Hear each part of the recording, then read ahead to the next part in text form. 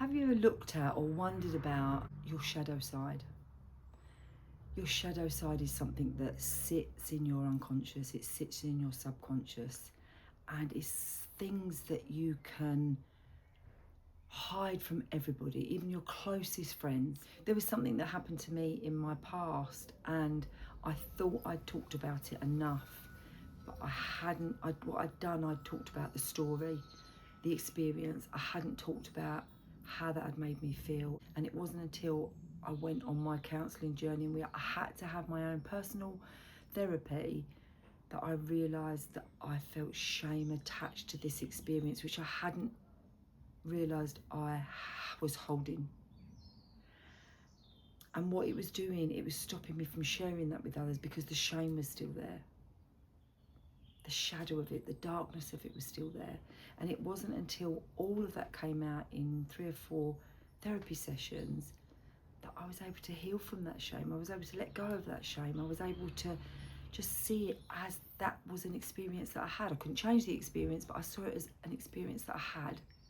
And I didn't have to attach shame to it because I'd brought it out. I'd brought it out into the open, and I brought it out with a therapist that could hold me, that wasn't going to judge me, that was going to be compassionate towards the experience that I was sharing. And that made a huge difference. And I don't feel shame now, and it's not in my shadow side now. I can share that experience if it's an appropriate time. Because when we tuck something away into our shadow side, we tuck it there for a reason, whether we mean to put it there or whether we don't mean to put it there, and we don't even realise that we've put it there, is something that we might not be proud of.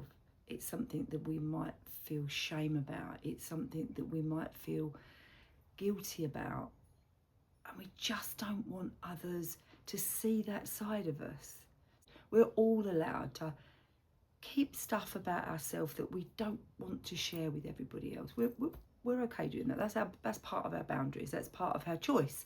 That's part of our what we choose to share with others and what we choose not to share with others. That's different from having something sitting there that's festering, that's hurting us. And it can be about timing of when we are ready to share. It can be about finding that safe person, thinking, yeah, but are they going to judge me? Are they going to think differently of me if I tell them this thing? If I tell them this about this something that happened over there or in my past somewhere, are they going to look at me differently? And that can hold us back. You may not be in a place to share it yet, but know that there is healing in that.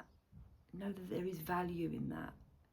Know that once we start sharing in the right environment, that someone is going to be able to hold us. It doesn't have to be a therapist. It can be someone that's safe, someone that you feel safe with.